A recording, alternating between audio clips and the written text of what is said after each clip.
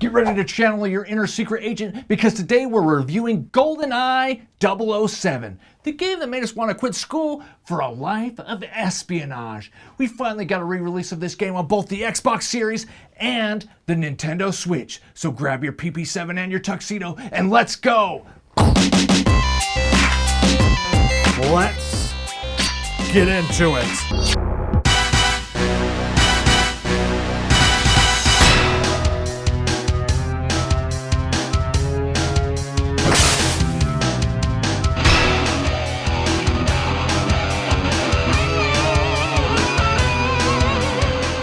Goldeneye was the ultimate status symbol back in 1997. If you didn't have Goldeneye, you might as well have been playing with Pogs or a Tamagotchi. I remember watching my cousin play Goldeneye like it was yesterday.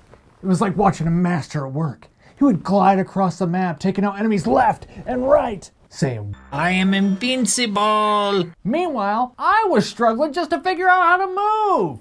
I was all about pixels, but this game was all about polygons. Even the cool kid in school played this game. The fun part, he couldn't play the game without getting motion sickness. He would play for an hour and then spend the next 10 minutes hunched over the toilet praying to the gaming gods for mercy. But did he stop playing? No way! He would wipe the vomit from his mouth and jump right back in like a true champion.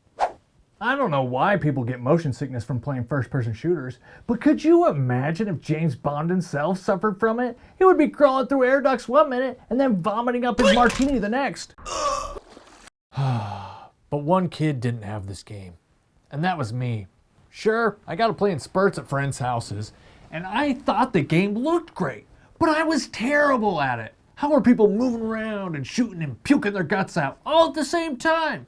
You know what? It's redemption time. I've played plenty of modern shooters, and this version of Goldeneye has updated controls. The only level I played back in the day was the damn dam. I was so impressed with the mountains back then. They looked so real. But now, they look worse than Minecraft. Did I get him through the door? Do they not open doors? This is too funny. I could only play this game on the easiest difficulty because, well, I was terrible. But now, I'm a changed man. It's 00 Agent or nothing. Whoa, 00 Agent is brutal. This game doesn't hold back. The enemies do more damage, and many of the levels don't even have health pickups. Plus, you have extra missions, and the game doesn't even give you any clear instructions on what to do.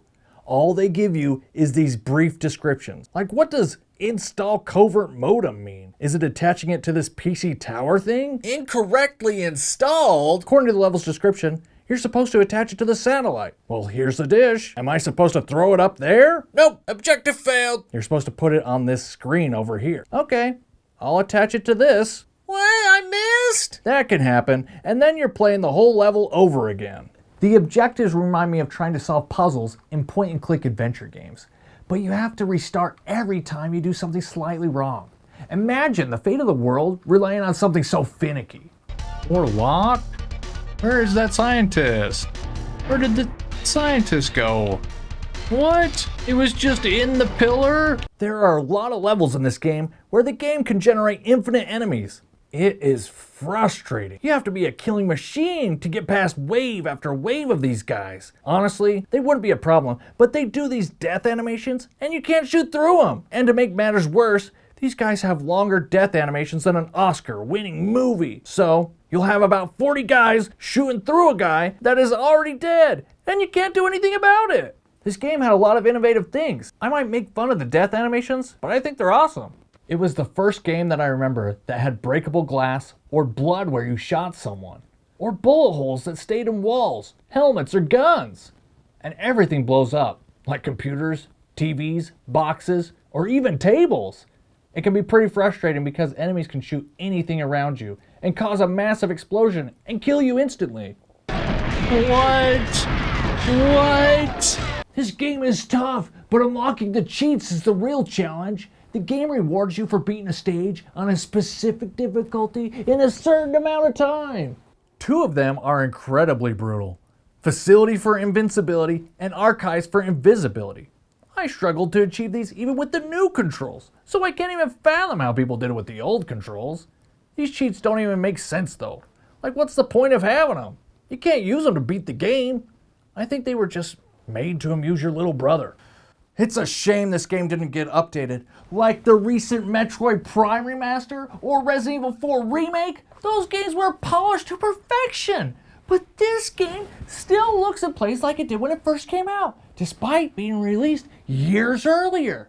But even with its flaws, I still felt like a total badass playing it. It's just too bad I didn't have the chance to enjoy it as a kid.